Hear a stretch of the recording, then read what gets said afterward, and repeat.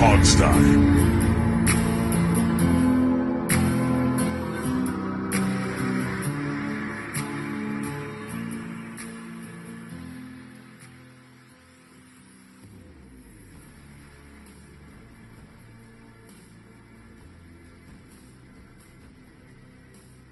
Hello, everybody, and welcome to my favorite time of the football calendar, the off season, which began early for Washington.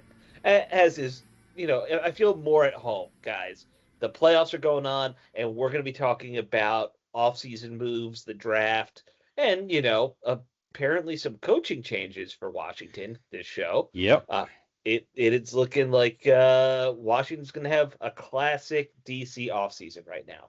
When you're a Washington fan, you have to look forward to the offseason because the regular season never, Right. never bears any fruit. Now it's been a while. Not very often. It's been a while though since Washington's truly been an off-season champion, like we used to back in the old glory days of Snyder. Yeah, that When was they- that was the early days of the Snyder administration. Right. Hey, who are the top 3 or 4 high-end free Let's go get agents? them. Yeah, Bruce yeah. Smith, sure, bring him in. He's 100, but bring him in. 34? No big deal. Got Yeah, plenty yeah, of yeah. prime years left. Deion Sanders, hey. what the heck? But he did set the sack record at the time as a Washington did. Redskin. So He did. There you that's go. what mattered. That's what mattered for Dan. That's why he did it. We all know it. Don't you wonder what he's doing right now, No. Dan? No. I do. Nope. I Not do. at I all. legitimately wonder what that guy's doing. Is he still floating around on a boat in the Mediterranean? Is he parked in some mansion in England? Is the wife actually still with him, or is this like a Bill and Hillary Clinton situation? Or maybe he got stranded up on an island with a bunch of cannibals. Who knows? Yeah. In which case he would be a past tense. Yeah. But his size and stature, he'd be an appetizer though. Yeah, that's true. Yeah. An amuse-bouche is what it is, Oh, yes. Well, all right, let's get into the show because I mean, we do have to talk about that. Obvious. The big story is going to be the firing of Cliff Kingsbury and Joe Witt Jr. I think we knew Joe Witt was out, but we're going to have to spend a lot of time talking about that. But we, of course, should cover that final home game, or I'm sorry, road game. It wasn't a home road game. Yeah. Yeah. Right. That final game of the season. Washington somehow beating the Eagles. A game where Washington didn't play a lot of starters for injury, and the Eagles didn't play a lot of starters because they're already in the playoffs. And apparently they didn't feel like it, basically. They didn't feel like it, yeah. Yeah. Yes. But a win's a win. Our United Football League caliber roster somehow beat the Eagles backups. Yay. There is that. Hang your hat on that. Okay, so Josh Johnson went 14 for 22, 131 yards, 1 touchdown, quarterback rating of 76.1. Chris Rodriguez was the leading rusher, 6 for 65 yards, 4.1 yards per carry. Josh Johnson, 9 for 45. Corey Krosky Merritt, 13 for 29. That's 2.2 yards per carry. Terry McLaurin was the leading receiver, 4 for 57. Deebo Samuel, 2 for 20. And there were a bunch of others that did worse. Fumbles. By the way, Johnson had an interception and a touchdown, which is relevant because he had also a lost fumble. Deebo Samuel fumble. Krosky Merritt also a fumble. Tackles wise, Jonathan Jones had 7. Jeremy Reese had 6. Mike Sandersill, Jeremy Reese had 7. Sandersill 6. Bobby Wagner had 5, which is relevant and important because that put him for 2,000 exactly for a career, which is a very, very unique, small room to be in. There are 2 other players in NFL history. That would be Ray Lewis and London Fletcher, the only other 2 in NFL history to have 2,000 career tackles. So congratulations to Bobby Wagner, even though how interesting is it that all those guys basically played within 40 miles of each other for a chunk of their career here too? Yeah. Even though Kane Medrano certainly should have been starting over Bobby Wagner, since week knows. 2, week 3. Yeah, right. Yeah, absolutely. In all seriousness, congratulations to Bobby Wagner because that's it's an impressive career he's had. Yeah. So should we play the Trustway game? we're not going to play the Trustway game because they won, so that's no fun. Trustway was 3 for 159 yards. Eagles, somebody named Tanner McKee was the quarterback. He was 21 for 40, 241 yards. Tank Bigsby went 16 for 75. Devonta Smith, who was one of the only starters out there, 3 for 52. Jahan Dotson, of former Washington fame, 3 for 40, and that is stat. Jeremiah Trotter, 12 tackles, led both teams.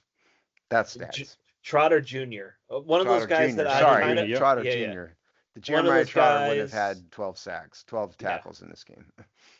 that was one of the few those guys I remember in that draft class that I really wanted Washington to get just to stick it to the Eagles a little bit.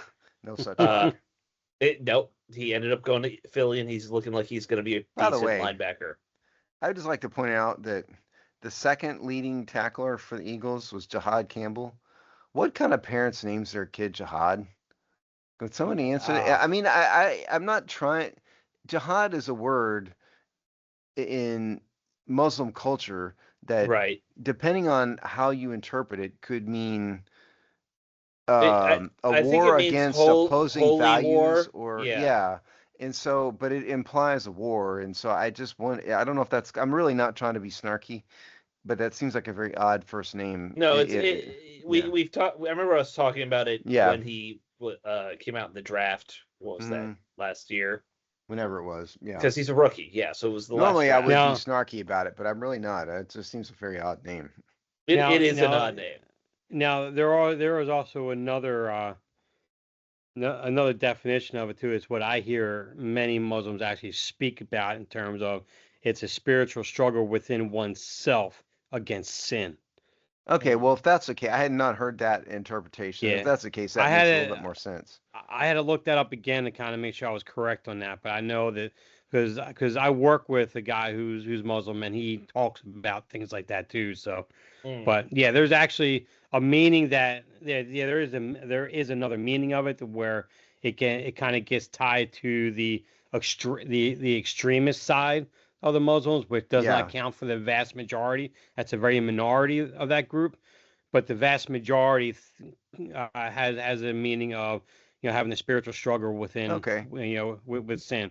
So that's the actual real true meaning of it that most Muslims hold on to, from what I understand. Anyway. I feel like I need to make a snarky and appropriate joke to divert us back from reality to our norm here. Yeah. So that being the final game of the season, one set that I've mentioned it a few times. Final score was 24-17, by the way. But sorry. Oh yeah, go ahead. I don't think. I think we kind of. But the Washington Commanders went a full season with no receiver ever having a 100-yard game now, which is an amazing. I don't remember the last time that's happened. I would have to go back. That's impressive, though. Yeah, the only guy who had a 100-yard game was one for Zach Ertz. I think versus Denver, he had 100 yards, but he's a tight end. So caveat, not a receiver. Because I think I argued about this when you brought it up before and said he was in the receiving group or something like that, just to be me being a butthead. Right. So and I think Samuels was like mid 90s. I think it's the highest he got or something like that. Yeah. Debo had one in the mid 90s. That was it. But no one breaking triple digits. That's rare. Like I don't know the last time a team's done that. Yeah, that's rare. So in terms of what I feel about this game, I thought the team played like they cared. They did. Considering, who was out there, at this point was a bunch of second stringers basically on both sides. But Washington did not give up, and they did play hard. And so that was good to see. And I thought it's not a playoff game, but I thought it set a better tone for the offseason. You don't go out, meekly and mildly. You did go out with a victory over the Super Bowl champions. And so, I mean, from that respect, it's good. And listen, I really couldn't care less about the draft position, the difference between 5 and 7 or 8 or whatever it is. I really couldn't care less. And I can guarantee the players can care less either. For them, it was about trying to right some wrongs, set a good tone going to the off season. Some of them, like Wagner, getting some stats, So I thought it was a decent way to end, recognizing that they were playing bunch of scrubs for the Well, it Eagles. absolutely is. And look, players, not only do they generally not care about the draft, I think very often players are actively, probably in the back of their minds at some level, saying, I don't want them to get a high pick because high pick could be my replacement. Right. Yeah, Like, Yeah. possibly, yeah. yeah, And like, at a minimum, they don't care. right. At a minimum, they might care if they're like, we need a quarterback and we don't have a quarterback. But like, Look at yeah, Max Crosby for the Raiders. right. He He left. was mad. I don't blame him. So if for those of you who missed it, the Raiders, were in a battle to tank the worst between them and the Giants, and so Right. and they played each other, and so the team started setting players out, and they would respond, and then the Raiders announced they were going to set Crosby out, and he got mad and left the facility. Yeah. And Right. they interviewed him about it, and he said, "I don't care about the draft. I'm here to play. I'm here to win and be the best." And I think that's the attitude you want to have. Absolutely. Absolutely. Which is the point that you often bring up whenever people start talking about, we get down to the back of the year. It's like these players don't care about wanting to tank. They have no desire to go out there tanking. It's not like the NBA. It's a much different dichotomy when you start looking at that. I mean, I'm not saying NBA players want to tank either, but I mean, you're talking about a sport that you can get. I mean, you can literally get hurt on any single play. Your career could be over on any single play. So they're not going to go out there and try to throw a game, put their guard down potentially, and then potentially have an injury and so forth. So I mean, it's another aspect too. So Yeah, and look, I know we've debated a couple shows now I'm still in the camp of I'd rather play young guys and you guys would rather just play your starters. Doesn't matter, you know. Uh, but I mean, they clearly went it with depends on the young guy. Yeah, that's fair. Well, Yeah. and I never said don't play the young guys. What I've been saying was you're not going to bench starters for a bunch of scrubs. Like, is it possible to get the back of the roster guys? Pick your, I don't know. I mean, I've been We making fun always of Kane kept on Madrano. using Kane Madrano. Yeah, Yeah, so you like could get Yeah. Kane Madrano some snaps, but what you're not going to do is bench the defensive signal caller for that. You Right. got that's just not realistic. And the people who think that, or Ben Sinnott for Zach Ertz. Zach Ertz is the starter, and he's going to Right. play. Should they work him in? Yes. And then once Ertz got hurt, yeah, then he has to play. But the teams are not just going to, like baseball, guys will sit out, some games here and there. Right. Just because there's 162 games. That's not how the NFL operates. And Right. especially No, you've got in this, But they're I just, think there is a balance of trying to develop guys. yeah, And but not with the they didn't- defensive signal caller. There's not may- though. maybe not. And in that case, we kind of, as we touched on last week, his replacement eventually is McKee. It's not Madrano. Well, and also, I didn't yeah. even really realize until a few weeks ago that he was even near 2,000 tackles. Yeah, that Probably they were had trying to something to get do him with that. it. Oh, Yeah. they were absolutely Yeah. trying to get. It's Yeah. Dan Plus, they Quinn also have and- incentives yeah. they're playing for too. Oh, sure. Yes, that's exactly right. So one thing we didn't talk about, Steve, but do we want to kind of give a thumbnail of like people's end of the season numbers too? Since Yeah, sure. Give me a second here. yeah. Tell you what, Well, you want to do game that. balls here while I Let's do do that? game or- balls while you're looking for that. So Dave, why don't you go first with your game ball? I'll go second, and Steve can go last. That gives him time to look up those numbers, and we can talk about that. That's me doing live producing right there. Yeah, very good. I will do a game ball for Chris Rodriguez. I think he's cementing himself for this team to re-sign and bring back and be part of a committee with whatever true running back we get in here to lead the way next year. I think he's done a really good job this season and playing the role he's been asked to play and not being a guy where he pouts or gets upset because he's pulled early from the game when they get away from him and so forth. And because Wagner got 2,000 tackles in this game, I'm going to give it to Wagner, especially since the last game probably as a commander too. So I think that's a very good call for that defensive game ball. Of course, you got to give it to Bobby Wagner just because of that. There other people had good games. There were 3 sacks. There were we didn't have a turnover again, but they did play well overall on defense. But Wagner, congratulations, You got those 5 sacks or tackles you needed to get to 2,000. That's a big deal. On offense, I'm just going to give it to Josh Johnson. You know what? 39 years old. You just got your second win in the NFL as a starter at quarterback. Josh Johnson is, you guys know I love guys like that. These weird scrubs who are just wandering the league for 40 years trying to, or eke out a career like this. I love guys like that in the NFL. Yeah, actually, I had the exact same thought. Josh Johnson got a win. To him, it's important. And so I thought he deserved a game. I'd give him a game ball, and it has to be Bobby Wagner, obviously. Of course, have a career stat like that, it's Bobby Wagner. Right. So that's mine. Yeah. Now they did not pause the game for 3 minutes to celebrate it like they did for Myles Garrett breaking the sack record. But well, see, it's possible.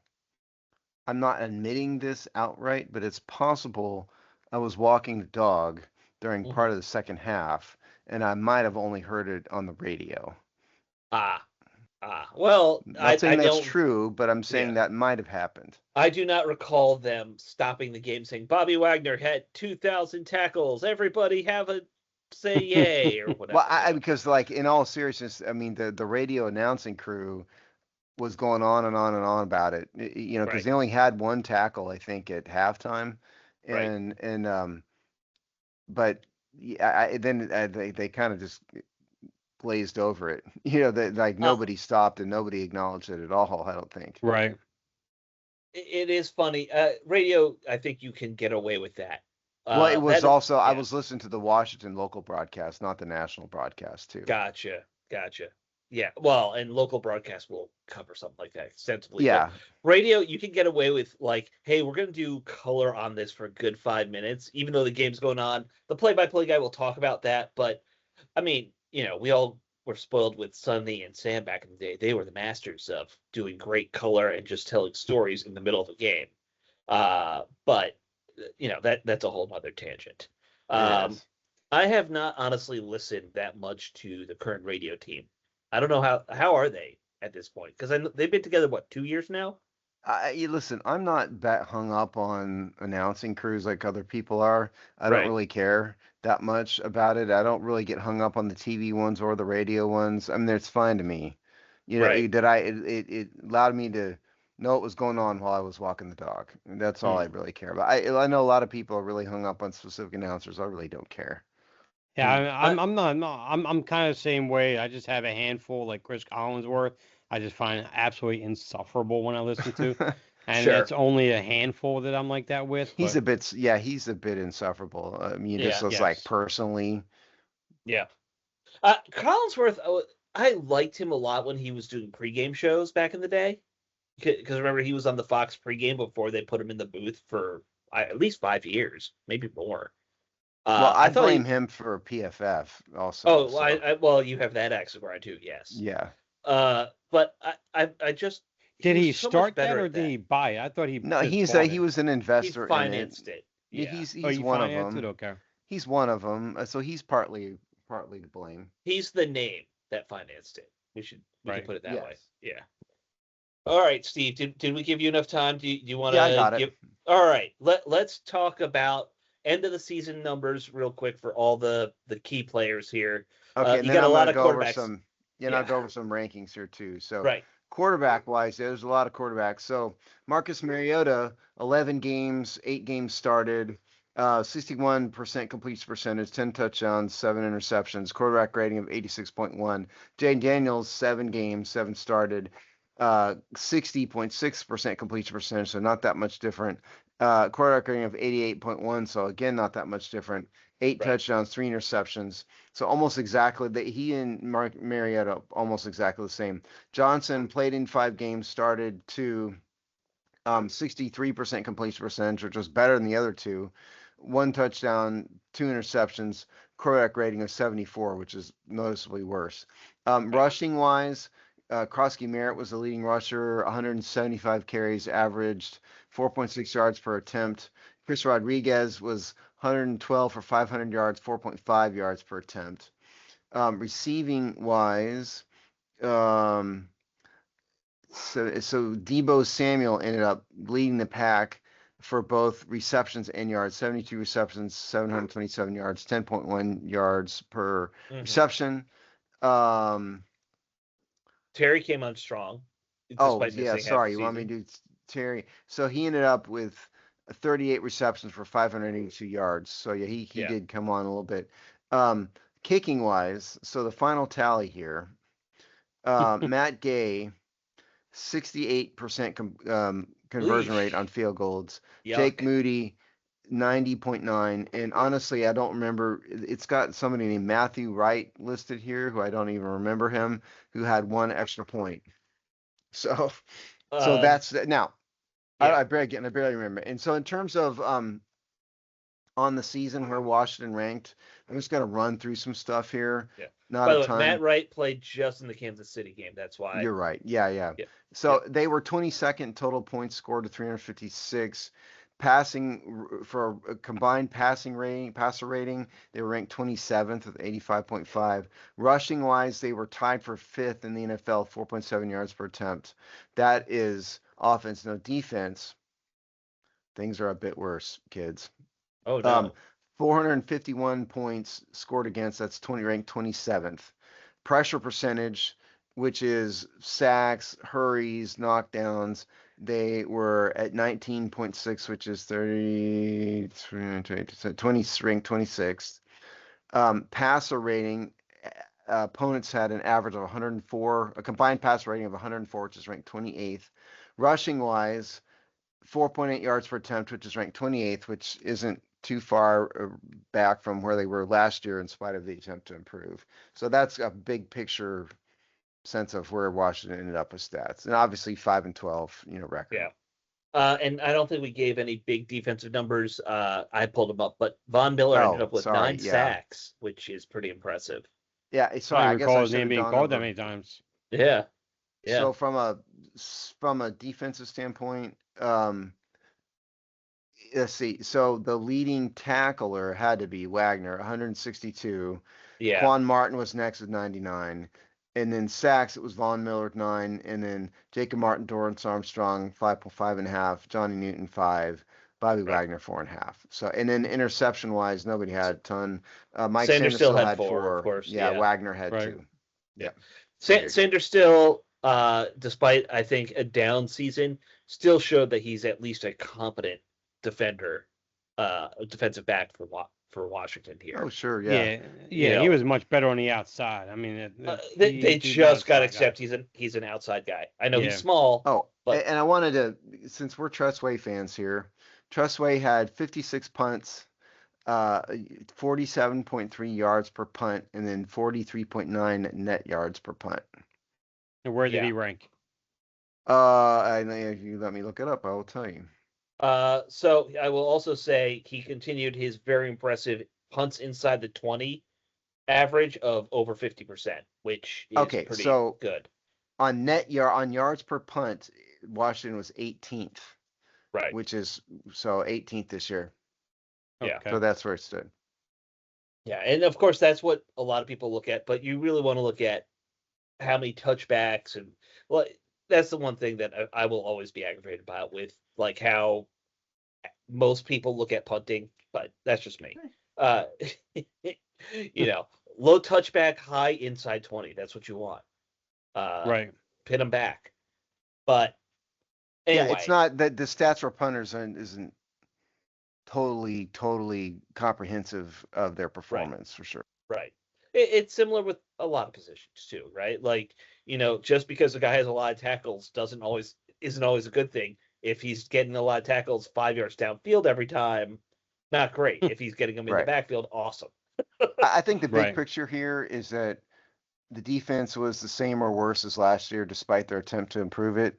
Right. And the fall from grace of Jaden Daniels, even when he played, I'm not even talking about the injuries. Mm-hmm. So let me give some perspective here. I was looking at it earlier today to yell at Grant Paulson on Twitter. He only improved in one statistical category in terms of like game to game averages, and that's a slight decline in turnover in interceptions. but barely. Yeah, I mean, his barely. interception percentage 1.9% last year, 1.6 this year, so barely. Right. So completion percentage down from 69 to 60.6. Huge drop. Touchdown percentage 5.2% to 4.3%. Yeah. Quarterback rating 100. Significant, not as bad, but significant. 100.1 rating, 88.1 rating. Right. You know, it's, and obviously the injuries, 17 games started, 7 games started this year. So he's got a long way to go to prove that he was not a flash in the pan, I think. Right. And I'm not convinced the NFL is littered with guys who had one great year, including a couple guys on this team in the history of this franchise. And to make it more interesting, I think the topic du jour, of course, it's going to be with a new coaching staff on offense now. Washington, after Dan Quinn and Adam Peters had their big, interview, end of the season interview with the press, next day, they announced that Cliff Kingsbury is being let go. A mutual parting of the ways, as they put it. Can I just correct you? It didn't say let go. It said it was a mutual parting of the ways, yes. Which is technically different. Right. Yes. Hey, shake your hand. We'll fire you. But, well, it's kind of like what it is you're going to let you leave with dignity. So we're going to say it's a mutual agreement. Yeah. That's what it is. I think that when I left my last position, it was a mutual parting of the ways where they're like, you found another job and we don't have to worry about like the economy stuff. Great. Well, but I think this is we're getting into the off-season stuff now, and because there's no more to say about the Eagles game and all that. Who cares? Right. And we gave you an update on the stats. It's not inconsequential that they're making Jayden Daniels learn a new offense. I get some of you out there hate old poor Cliffy and all of that, but one really easy way to ruin a quarterback is to make him keep learning more and more offensive systems when they're young players. Sure. And especially Jayden, who was playing basically a college system, with Cliffy, never under center. I'm not sure it's going to help him. I get that something had to be done because this is the way it works. In case you don't know, people don't realize this. You go from very solid season to really bad season. Heads have got to roll, and if it ain't the coach, it's going to be the staff, even if they don't deserve it. That's because the only one left is going to be Dan Quinn. Right. Well, see, the one thing that's interesting is one report I read today is that Quinn and Cliff Kingsbury weren't seeing eye to eye in terms of direction for, in terms of running and passing the ball. Dan Quinn wanted to see Cliff Kingsbury start going to more of a run-oriented offense. But last year he ran the ball. He passed the ball 61% of the time. This year he dropped that down to more of a balanced system of 57% of the time. See, I'm not sure if Cliff Kingsbury wanted to ratchet that up like he was in Arizona. Maybe that's why they didn't see eye to eye, or maybe he wanted more of a 50-50 than what they had going forward, which Cliff Kingsbury is just not that kind of a coach. That could be true. It could be true. I think that if it had been me, I mean, the optics of it aside, because from an optics standpoint, they had to do something. Right. And I get that. But if you want to ignore the optics, I think it would have been better to keep Kingsbury's, at a minimum, keep the system, even if you don't keep Kingsbury in place. And sure, if the head coach wants more of run pass balance or whatever, that's his choice. Great. But what I don't want to see is this quarterback having to, one, improve on a drastic fall, number one, and while also simultaneously learning an entirely new system with a bunch of new players. It has the potential to go horribly wrong. We'll see. Well, I know if you look at Jayden Daniels' history when he was in Arizona, he went through 2 different offensive systems. He went to LSU for a third one, and he thrived in every one of them. Now, good college systems, I get that. I think the capacity to pick up and learn an offense, I think he's capable of that. Grant, I'm not saying every year to change it. Obviously, you should have continuity. I know that. But I think in terms of who they bring in, they just got to just make sure that they bring in a guy that just is not going to try to force him to be a quarterback that he's not. Yes. I think the next system needs to have him under center more often. Sure, I get that. but there are certain aspects of his game where you got to have the quick passing game for him. You got to allow him to get out onto the edge and open up that offense a little bit more and have the threat of his legs, not constantly run them, but have that threat of his legs. Because the one thing that Jay Daniels can do is that he can scan across the field and he can go down, he can go through his progressions. He didn't do as good of a job this year as he did last year. His biggest issue was more or less anticipation and accuracy on his throws. He was still going through his progression, didn't always make the right reads, And he but made bad passes when he did a lot of times, far more often. And that was a major part of his slump this year. That's why I've always acknowledged the injuries on offense. Absolutely, the continuity wasn't there, the chemistry. I get that, and I've always harped on that all year long. But you have to understand that even with the receivers he had out there, throwing them into a position to be open, even when they're in the route and he's making that throw on a route that he's recognizing that they're making, he's still throwing it near close to his feet or throwing it behind him. And that's not necessarily opposing defenses having a read on him either. That was just him making bad reads and bad throws. But I do wonder, do these defenses have his number now? I mean, I think it's fair to ask, but you didn't see him make a bunch of bad throws last year, and this year you did. I'll be honest with you. I don't think necessarily the defenses had a great read on him. I'm not saying they didn't have a read on him, because there were just throws that we watched all year long. The receivers were open. He just missed them. I mean, and that's not defense having a read on him. That's just him not having an accurate game, and he was like that all year in every one of his starts. And I mean, I see the guy in more and more commercials, doing more and more, stuff outside the team, because I mean, he's got a high profile. God bless you if you're making money or whatever, but I mean, that's not how you get better to me. And the crazy part is that he actually turned down a lot of endorsements too to stick with football, yet we still saw him out there that often. Imagine how much more he could have been out there. Yeah. Campbell Soup was the big one that he seemed to get.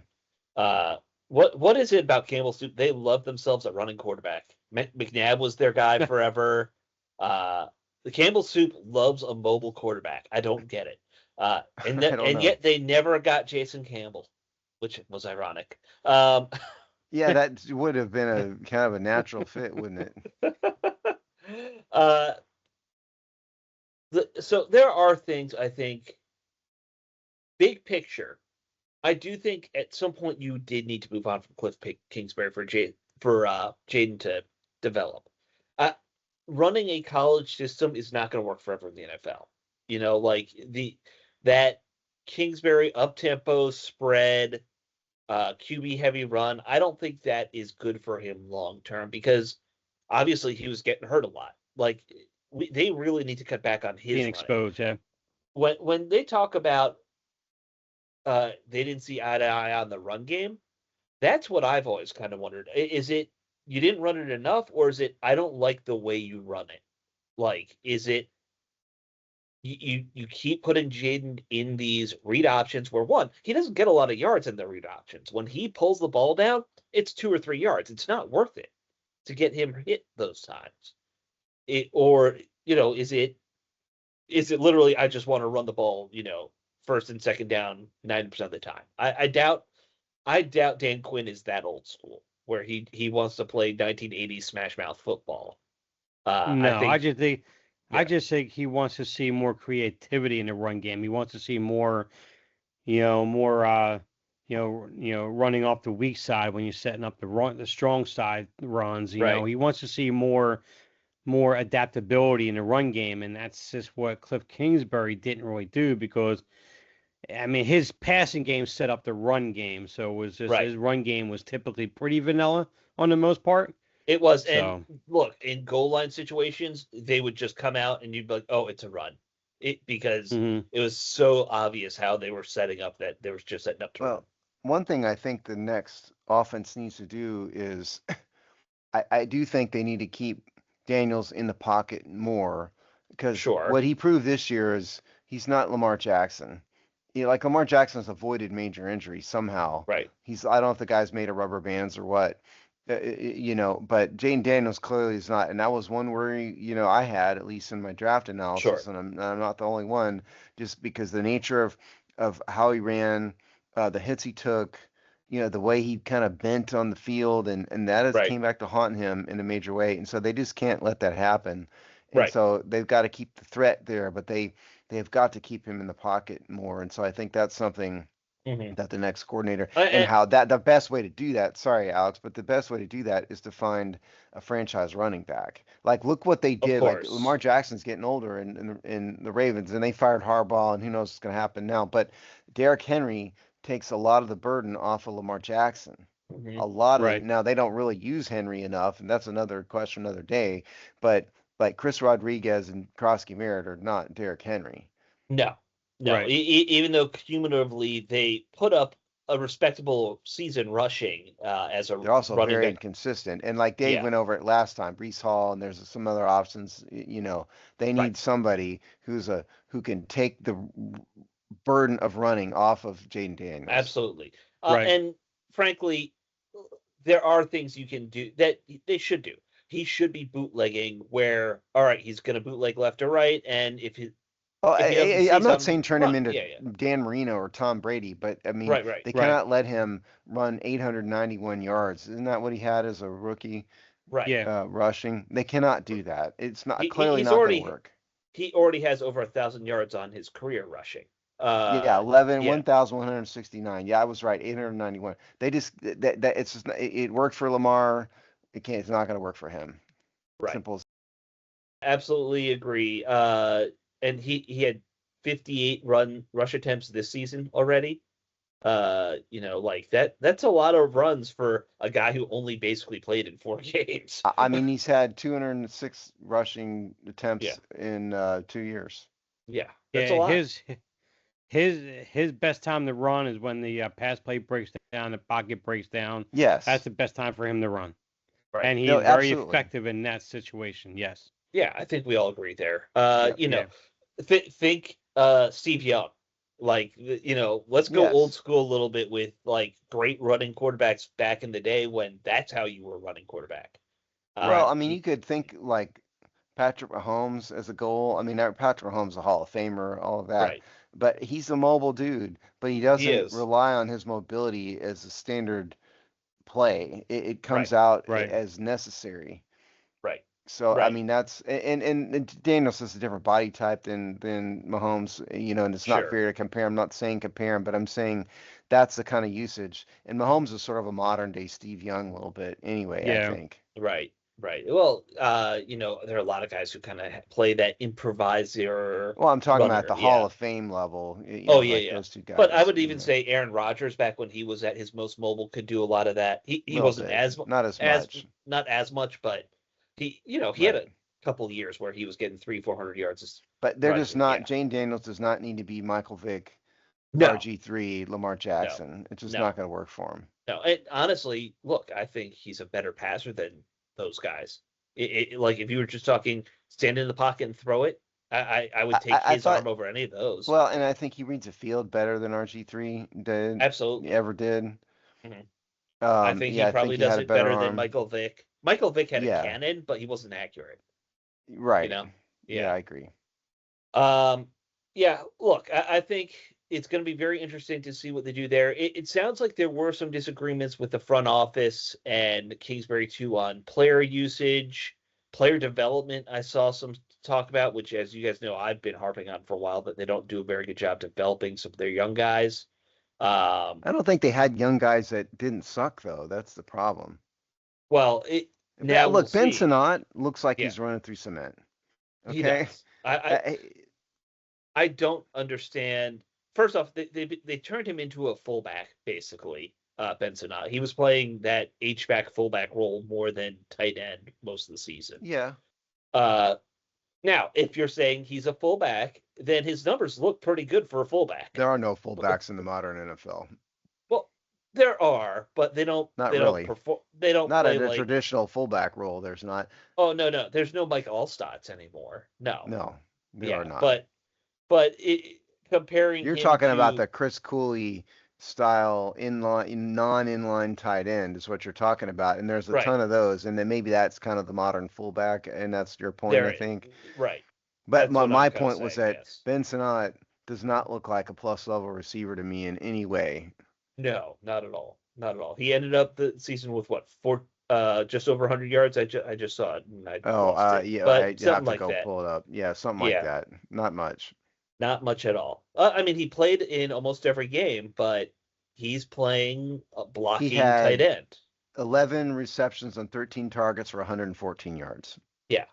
So not much. So, Not much but of a you know, pop. a lot of these young guys did get playing time, and not a lot of them impressed. Okay, Right. I mean, Luke McCaffrey would have one big catch a game until he got hurt.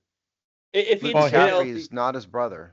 no. Well, his biggest role this year was special teams. Anyway, he was a really good returner for this team, and he was beginning to come into his own as a receiver. You know, I mean, you weren't going to expect too much from him in year 2 anyway, because it's what 3-4 years total as a receiver Yeah, not in much. his He was entire career. quarterback at So, Rice. Yeah. so Yeah. Jalen Lane is an outstanding punt returner, though.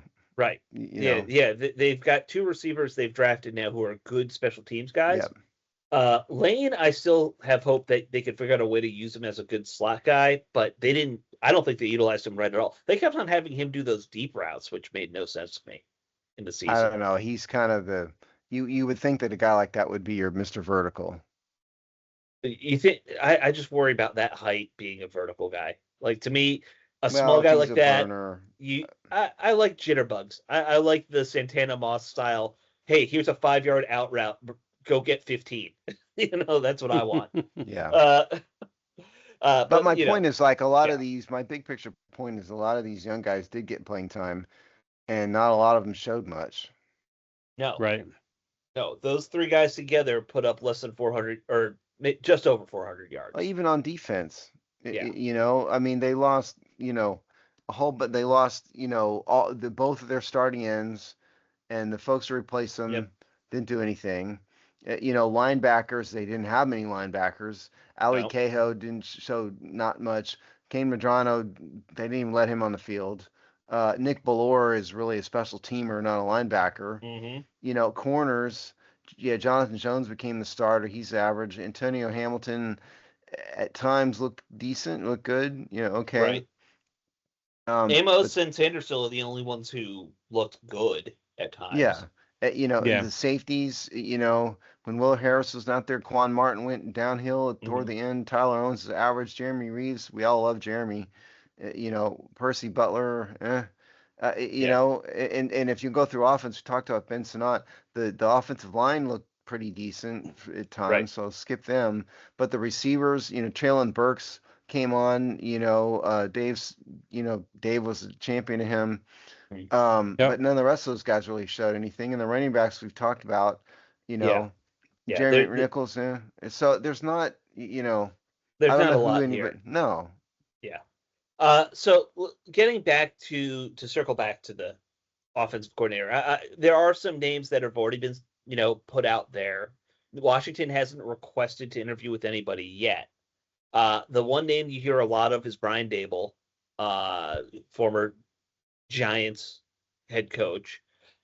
I personally don't love that fit. To me, he and Cliff Kingsbury are basically the same. He'll do the exact same thing with Daniels that we don't want to see. A lot of QB option runs and things of that nature. I don't need to see Jay Daniels get hurt because you want to run him for 3 yards. Yeah. Also, but does Brian Daboll have a record of success in Buffalo? Yeah. In Buffalo, not he did in as OC. Not in New York, he didn't. Well, no, not in New York, but not as in New an York, OC. no. Yeah. But to Alex's point, though, a lot of that offense is predicated on Josh Allen's legs, and right. So right. And I will say I think he does a good job, a better job than Kingsbury of scheming open receivers and things like that. Like think of those offenses in both, even as problematic as New York's offense was at times, they always got receiver or big games out of the receivers.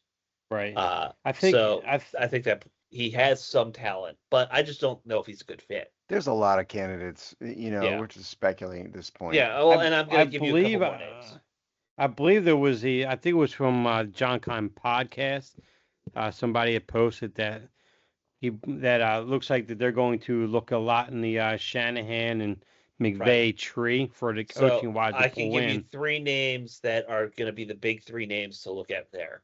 One, if Mike McDaniel gets fired in Miami, he's obviously from that tree and very close relationship there with Dan Quinn. Another guy also played or coached under Quinn before, Mike LaFleur, Matt LaFleur's brother, who I think is right now, he's the OC for the Rams right now, or he works under that staff. So he's spent time with Sean You're McVay. not going to get a guy to go as OC from the Rams to OC from Washington. It's not a promotion. But in that they don't have to let you interview him in that. They don't have to. True. But I forget the name of the coordinator. It was Kevin O'Connell, but he went to be a head coach. But it was the one thing that McVay is not going to allow, or the one thing McVay will do if he has an opportunity to see one of his OCs go out and be a true OC, because an OC under McVay is not really an OC. I mean, let's be honest. You're not calling plays or anything like that. Yeah, you're not doing anything. So he's going to allow someone like that to go out and branch out and do something like that. He's done it in the past.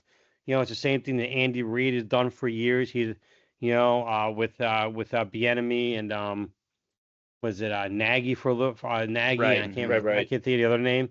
So coaches like that allow their OCs to go make that parallel move because they know they're being restricted by their own. It's also not totally up to the coach, by the way. No. For the record. The front office plays into it too. Let me give you the last name. Very similar kind of situation. Clay Kubiak, who's the 49ers offensive coordinator. Similar. He is, an OC behind a head coach who's really the OC. Wouldn't that have to be the leading contender just generally? I mean, Adam Peters. Because the Adam Peters connection and all that. Yeah. And he's a Kubiak. And that's a coaching / quarterback dynasty right there. Yes. I just mean, but less than the Kubiak name. Just it's from the 49ers. Adam Peters loves him some 49ers. Right. Absolutely. I would love any of those guys. If you remember back when McVay was here, I love that Sean McVay style offense. It's one of the bigger flubs that they ever did was let that guy go. Yes. As much as I like Jay Gruden, you had to kind of be like, no. This kid's the wonder kid. Yeah.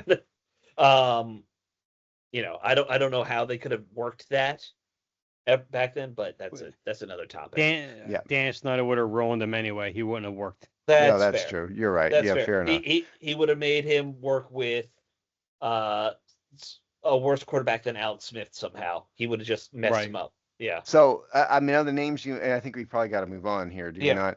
I would go with the 49ers guy as a leading contender just because Adam Peters has a history of stealing everything from the 49ers, which is his past. Plus a style run game Kyle Shanahan runs anyway. Yeah. He's still one of the best in the league. Absolutely. I love that zone run West Coast thing that they do. Both those guys. All right. Real quick, and then we'll talk about wild card. The only name out there for defensive coordinator right now is Patrick Graham. He's the DC for Oakland. I don't understand it. That seems crazy. Oakland. I said Las Oakland, Vegas now. Vegas. Thank you. You knew what you meant. Yes. Does not make sense to me. I'm hoping that's just we have to put a name out there right now. All right. Let's talk about the wild card round, and we're going to do a pick 'em, Dave. So Steve's going to give us some deets on each game, and then we pick. All right. First of all, so the playoff seedings: AFC, Broncos number 1, Patriots 2, Jaguars 3, Steelers 4, Texans 5, Bills 6, Chargers 7. NFC, it's Seattle's 1, and so they have the bye, as does Denver. Bears 2, Eagles 3, Panthers 4, Rams 5, 49ers 6, Packers 7. So we're going to go through these games in order. The first Saturday game, 4:30 Eastern, Rams at the Panthers. I'll start. I think the Rams are going to murder the Panthers. Panthers are not going to win a game. I agree. Yeah, Panthers. happy you guys finally made the playoffs and your quarterback doesn't look like garbage, but you're Right. done. It's over. Right. Yeah. Okay. So the next game on Saturday, 8 p.m. Eastern, it's the Packers at the Bears. Fun game. This one, what's That'll be that? fun. That'll be a Yeah. fun game. Now, of course, it's on Amazon. Thanks, guys. So, that don't appreciate that. But I'm kind of rooting for the Bears in this. I thought Caleb Williams had a rough rookie year. He's improved on it pretty tremendously. Although this is going to be a tight, close game, I think. But I'm going to go with the Bears pulling it out. But I think this is going to be a much more competitive game. I think the Bears defense or turnover margins and the way that offense just kind of clicks at the end of the games and everything. The Packers are beat up. I think the Packers are in a position to where they're not like they were from weeks 1 through 6, 1 through 7. I think the Bears wind up winning it actually pretty easily, I think. Okay.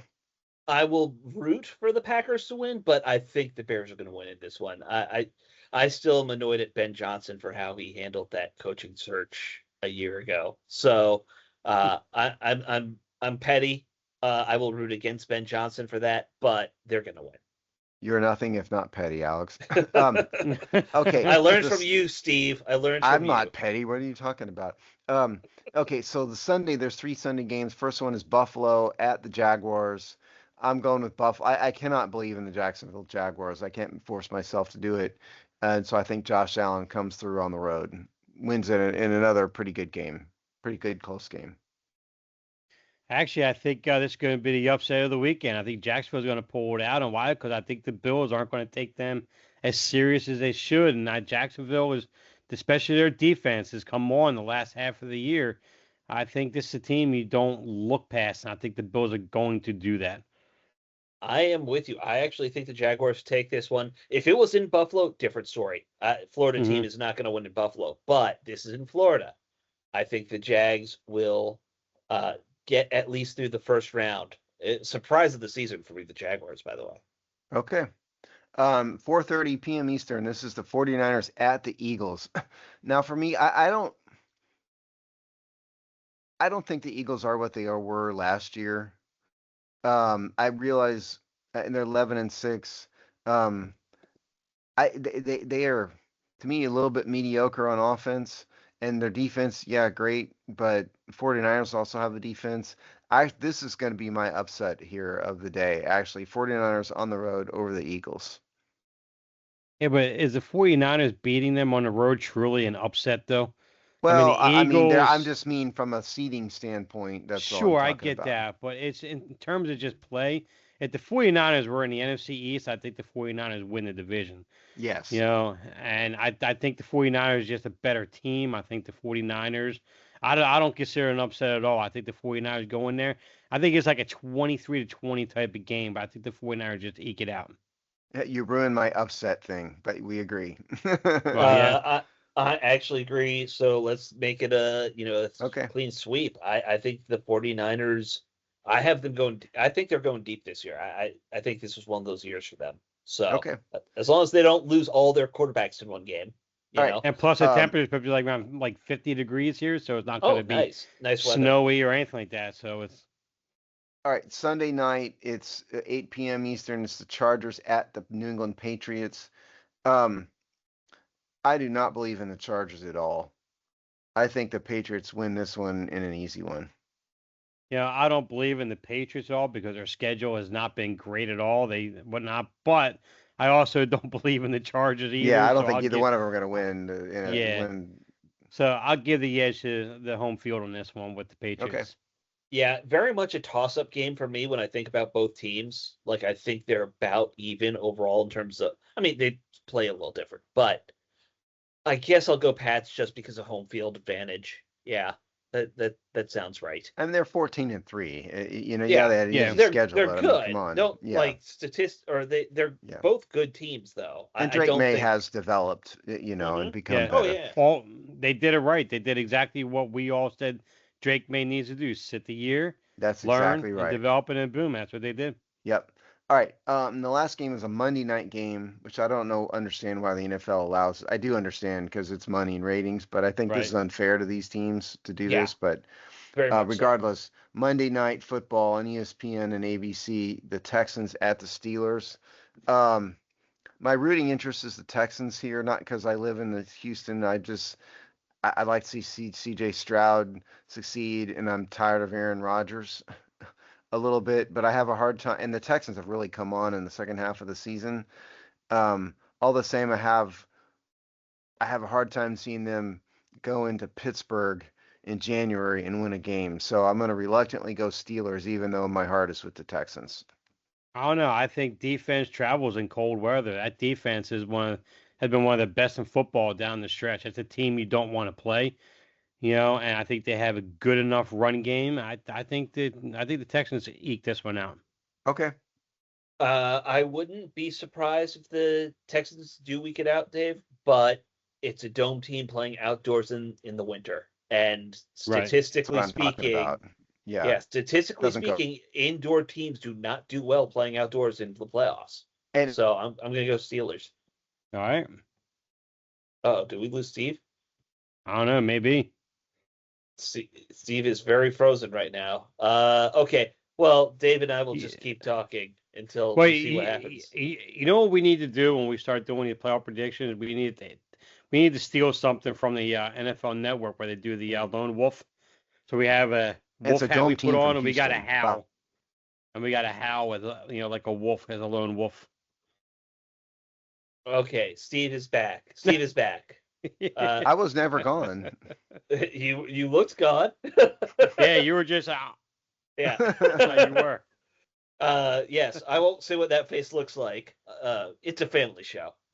Well, thank you. Yes, and that was definitely not whatever face you saw. It was not what you were implying. I can guarantee you that. Yes. Yeah, because you weren't Navy anyway, so we're good. Yes, there you go. Amen, brother. 2 Air Force guys right here. And everyone gets what that reference meant. Yes. So, they should. Even people like me who are never in the military got that one. So I would say, we got a few minutes left. Give me this, guys. What are there teams in the playoffs that you're rooting for this year? Like Steve, in the past, you have been a I root for the NFC East to do well guy. Yeah, I know that. Are you doing that this year or? I'm not. I guess my rooting interest would be the Texans, just because I kind of like CJ Stroud. From a rooting interest standpoint. So that'd be AFC. And if you want me to root for a team in the NFC, it's a bit harder. To be honest, it'd have to be the Bears because Caleb Williams, I thought, got drafted into a crappy situation, had a dumb coach, and he's kind of a weirdo, but I like to see him succeed. So if you give me a rooting interest, you force me to take a rooting interest in the NFC, I'd go Bears. And for me, for as much as I would love to see the Bills finally win one, I would absolutely love to see this Jaguars team make a complete run right through and actually win the entire thing. So in the AFC, I'm kind of pulling for Jacksonville in that one. If I go to the NFC, I'll be honest with you, I wouldn't mind seeing the Bears myself kind of make that run. I like Caleb Williams. And I think he gets beat on way too much. Yes, that's kind of where I come from. Yeah, he's taken a lot of stuff that happened last year wasn't totally his fault. Mm-hmm. Oh, absolutely. Yeah. And he responded well in the new system. Yes. Look, they've done well revitalizing that thing under Johnson. But I'm just mad about that. So, for me, I'm kind of with you on the Jaguars, Dave. I like the Texans, and because my wife's family's all there, I'll hope they do well. But it would be nice to see Trevor Lawrence actually have success there. Mm-hmm.